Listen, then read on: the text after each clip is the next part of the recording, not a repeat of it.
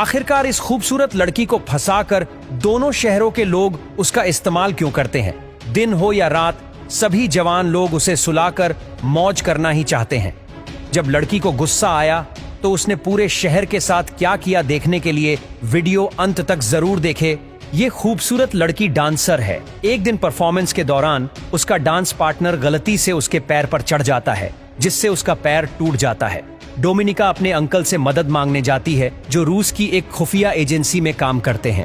वह अपनी मां के इलाज के लिए उनसे सहायता मांगती है, लेकिन उसके अंकल उसे जासूस बनने का प्रस्ताव देते हैं।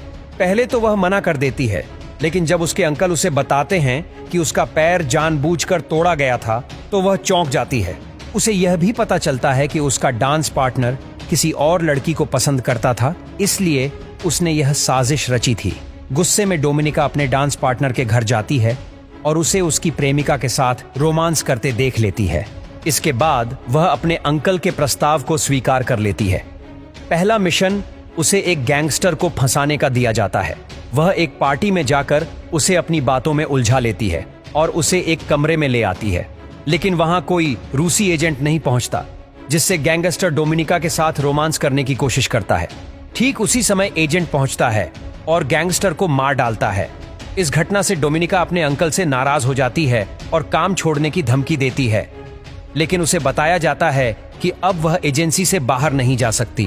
दूसरी ओर हमें नैथ नाम का एक अमेरिकी एजेंट दिखाया जाता है, जो रूस की खुफिया जानकारी इकट्ठा करता है। उसका संपर्क मार्बल नाम के एक जासूस से है। इस बीच रूस की एजेंसी को पता चलता है कि मार्बल एक गद्दार है और उसे पकड़ने के लिए डोमिनिका को मिशन दिया जाता है, लेकिन पहले उसे गुप्त एजेंट बनने की ट्रेनिंग लेनी पड़ती है। ट्रेनिंग बेहद कठिन होती है, लेकिन वह इसे सफलतापूर्वक पूरा कर लेती है। डोमिनिका बुडापेस्ट पहुंचती है और नैथ से मिलने के लिए एक स्विमिंग क्लब ज्वाइन करती है। धीरे धीरे वह नैथ से दोस्ती कर लेती है और दोनों एक दूसरे के करीब आ जाते हैं। लेकिन एक दिन जब वह अपने घर लौटती है तो देखती है कि उसकी साथी एजेंट की हत्या हो चुकी है। एक रूसी एजेंट उसे धमकाता है कि अगर उसने गद्दारी की तो उसका भी यही हाल होगा। डोमिनिका नैथ के घर जाती है, लेकिन नैथ को पहले ही पता चल चुका होता है कि वह रूसी एजेंट है। उसे सबूत के रूप में उसका पहचान पत्र मिलता है, जो उसने स्विमिंग क्लब में गलती से छोड़ दिया था। फिर भी वह डोमिनिका पर भरोसा करता है, क्योंकि उसे उससे प्यार हो गया है। डोमिनिका उसे सब कुछ सच बता देती है कि उसने यह सब मजबूरी में किया। नैथ उससे वादा करता है कि वह उसकी मां का इलाज करवाएगा अगर वह अमेरिका की मदद करे। डोमिनिका मान जाती है, क्योंकि वह भी अब नैथ से प्यार करने लगी थी। उसे रूसी एजेंसी गिरफ्तार कर लेती है और बुरी तरह से टॉर्चर करती है। जब उससे पूछताछ की जाती है तो वह अपने अंकल को समझाती है कि उसने ऐसा नैथ का भरोसा जीतने के लिए किया, जिससे वह आसानी से मार्बल तक पहुंच सके। उसके अंकल को उस पर भरोसा हो जाता है और वह उसे दोबारा बुडापेस्ट भेजने का फैसला करता है। डोमिनिका नैथ से मिलती है, लेकिन तभी एक रूसी एजेंट नैथ को पकड़ लेता है। यह एजेंट उसके अंकल द्वारा भेजा गया था, क्योंकि उन्हें डोमिनिका पर पूरी तरह भरोसा नहीं था।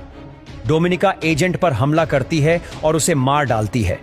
इसके बाद रूसी खुफिया एजेंसी का चीफ डोमिनिका से मिलता है और बताता है कि असली मार्बल वही है। वह बताता है कि उसकी पत्नी बीमार थी, लेकिन एजेंसी ने उसे अमेरिका जाने की अनुमति नहीं दी, जिससे उसकी पत्नी की मौत हो गई।